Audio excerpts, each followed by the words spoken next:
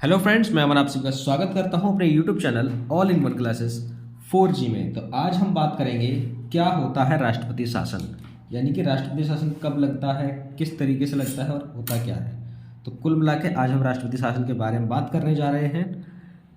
ठीक, तो मैं उत्तर प्रदेश के परिचय में इस चीज़ को लिखाने वाला था कि उत्तर प्रदेश में अब तक कितनी बार राष्ट्रपति शासन लगा है। तो पहले मैंने ये सोचा कि पहले हमें ये पता होना चाहिए कि राष्ट्रपति शासन होता क्या है, वो कैसे लगता है। ठीक है, तो मैंने उसमें राष्ट्रपति शासन को लिखाने से पहले ये ज़रूरी समझा कि आपको मैं इस बारे में पहले जानकारी दे दूं या पहले समझा दूं। तो चलिए, आज का हमारा जो विषय है वो उसी विषय के ऊपर है कि क्या होता है राष्ट्रपति शासन। ठीक, कब लगता है, कैसे लगता है और किसके ज़रिए इसको लगाया जाता है और किन किन कारणों से ये प्रभावी होता है। तो चलिए बिना किसी देरी के स्टार्ट करते हैं। तो जैसे कि एक मैंने डेफिनेशन, एक मतलब चार्ट तैयार किया हुआ है, पहले उस चार्ट को पढ़ लेते हैं अच्छे तरीके से क्या लिखा है उसमें। तो ठीक है, देखो पहले लिखा हुआ है इसमें भारतीय संविधान के अनुच्छेद 356 के तहत केंद्र सरकार को किसी भी राज्य की सरकार को भंग करने का अधिकार है, बशर्ते राज्य में संवैधानिक तंत्र विफल हो गया हो। देखिए, स्टार्टिंग में होता क्या है कि हमारे संविधान में एक आर्टिकल है 356, है ना। देखो, आपातकालीन जो स्थिति होती है, यानी इमरजेंसी जो होती है, वो लगती है 352, 356 और 360 में। हम क्या पढ़ेंगे, हम पढ़ेंगे राष्ट्रपति शासन यानी कि 356। तो 356 में उन्होंने ये कहा गया है कि केंद्र सरकार जो है वो भारत के किसी भी राज्य में लगा सकती है, लेकिन एक शर्त है। लेकिन शर्त क्या है कि वहाँ पे जो संवैधानिक तंत्र है, यानी कि कॉन्स्टिट्यूशनल जो सिस्टम है, वो कैसा हो गया हो, विफल हो गया हो, यानी कि वो डैमेज हो गया हो। ठीक, अगर ये कंडीशन होगी तो वहाँ पे क्या लगेगा, राष्ट्रपति शासन लगेगा, वहाँ पे काम करेगा। नेक्स्ट इसमें लिखा है, यदि किसी राजनीतिक दल को स्पष्ट बहुमत ना मिला हो तो राज्यपाल भी विधानसभा को भंग कर सकते हैं। या फिर दूसरी कंडीशन ये कि अगर राजनीतिक दल, यानी कि जब चुनाव होते हैं तो कोई चुनाव, जैसे मान के चलो यूपी की बात करें तो यूपी में कुल मिला के 403 सीटें हैं, हमने पढ़ी थी। विधानसभा की कितनी सीटें हैं, 403 सीटें हैं। होता क्या है, इसका हम हाफ करते हैं, यानी कि 2001 + 1 यानी कि 2002।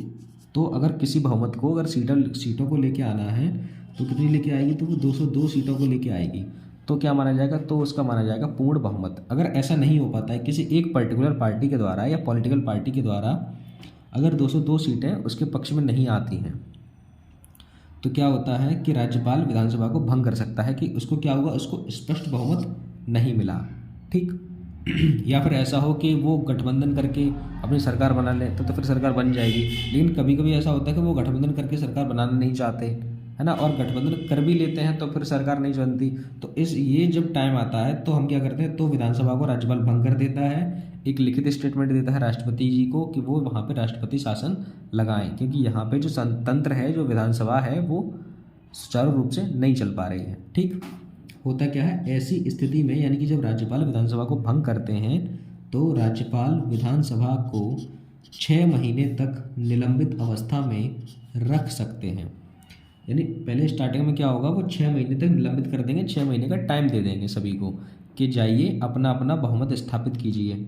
अगर वो फिर भी जब 6 महीने के बाद नहीं कर पाते हैं, उसके बाद भी यदि कोई दल स्पष्ट बहुमत ना जुटा पाए तो फिर चुनाव कराए जाते हैं। यानी कि क्या होता है, अगर 6 महीने के बाद भी अगर तुम स्पष्ट बहुमत नहीं करवा पा रहे तो फिर क्या होगा, फिर तो बेटा चुनाव ही होंगे दोबारा से, है ना। यानी कि तुम्हें राज्यपाल ने 6 महीने का टाइम दे दिया, तुम्हारी गतिविधि फिर से वही रही, तुमने उस पर मतलब तुम्हारे कान में जू तक नहीं रहेगी कि हमें बेटा ये करना चाहिए या वो करना चाहिए, तुमने कुछ फिर से नहीं किया। तो होगा क्या कि राज्यपाल सीधा सीधा लिखित स्टेटमेंट दे देगा और उनसे कह देगा कि बेटा यहाँ पे दोबारा चुनाव करवा लेनी चाहिए। ठीक, तो इसे राष्ट्रपति शासन कहा जाता है, क्योंकि मुख्यमंत्री की जगह भारत के राष्ट्रपति शासन संभालते हैं। जब भारत का मुख्यमंत्री, राष्ट्रपति जो है वो मुख्यमंत्री की तरह जब शासन करेगा तो राष्ट्रपति शासन कहलाएगा, और प्रशासनिक सत्ता राज्यपाल के हाथों में होती है। ठीक है, प्रशासनिक जो सत्ता होती है वो किसके हाथ में होती है, राज्यपाल के हाथों में। और जो मुख्यमंत्री काम करता है वो कौन करता है? राष्ट्रपति। तभी इसको हम कहते हैं राष्ट्रपति शासन। ठीक, तो कुछ एक दो चीज़ और देख लेते हैं, जैसे चर्चा कर लेते हैं। जैसे अगर मान के चलो, मैंने ऊपर भी बताया था, सबसे पहला कारण क्या होता है? संवैधानिक तंत्र का विफल होना। ठीक, किसी राज्य में राष्ट्रपति शासन के लगने का सबसे पहला जो कारण होता है वो यही होता है, उस राज्य में संवैधानिक तंत्र का विफल होना, यानी कि वहाँ पे जो संवैधानिक तरीके से जो कार्य चलना चाहिए वो ना चल पाना।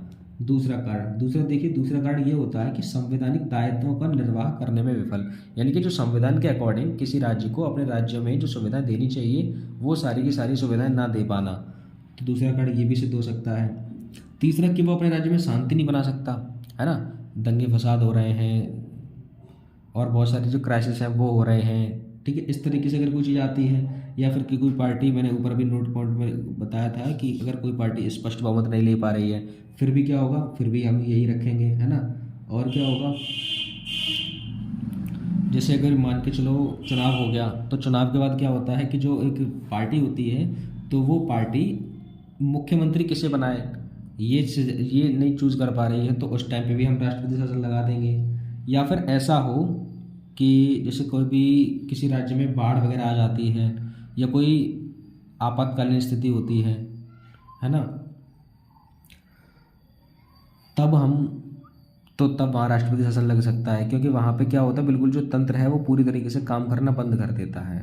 जो भी इनका सिस्टम होता है, एक स्टेट लेजिस्लेचर का जो भी सिस्टम होता है वो सारा का सारा जब बंद हो जाता है, तो वहाँ पे क्या लगता है, प्रेसिडेंट रूल, यानी कि राष्ट्रपति शासन को फॉलो कर दिया जाता है। या फिर कोई कारण ऐसा हो कि जैसे मान के चलो किसी एक पर्टिकुलर राज्य है, यानी कि यूपी की बात कर लेते हैं। अब यूपी में है 75 डिस्ट्रिक्ट। अब यूपी के 75 जिलों में से किसी एक पर्टिकुलर जिले में आपातकालीन स्थिति है, क्या है, किसी एक पर्टिकुलर जिले में आपातकालीन स्थिति है। तो अब ऐसा नहीं कि तुम बाकी के 74 जिलों को साथ में लेके तुम अपना मुख्यमंत्री को चुनाव लड़वा दोगे और उसको मुख्यमंत्री बना दोगे, ऐसा भी नहीं होगा। तब भी क्या होगा, मतलब कुल मिला के ये, अगर किसी राज्य के किसी एक भाग में अगर आपातकालीन लगा हुआ है, इमरजेंसी लगी हुई है, तो वहाँ पे भी राष्ट्रपति शासन ही फॉलो किया जाएगा, ना कि मुख्यमंत्री का शासन। तो मैं आशा करता हूँ कि ये जो चीज़ है, ये जो टॉपिक है वो आपको समझ में आया होगा और अच्छे से समझ में आया होगा। अगर आपको अच्छे से समझ में नहीं आता है तो इसको आराम से एक बार शांत माहौल में इसको आराम से देखें कि मैंने एक एक चीज़ क्या बताई है। ठीक, और इसको याद रखें कि जो राष्ट्रपति शासन लगता है वो लगता है 356 भारतीय संविधान का अनुच्छेद 356 से। ठीक, तो मिलते हैं अगली वीडियो में, तब तक के लिए जय हिंद, जय भारत। 1 मिनट, हाँ, अगर आप चैनल पर नए हैं तो उसको सब्सक्राइब जरूर करें, और सब्सक्राइब करने के बाद बेल आइकन को जरूर दबाएं, जिससे कि जो वीडियो है वो आपको समय समय से उसका नोटिफिकेशन मिलता रहे। धन्यवाद।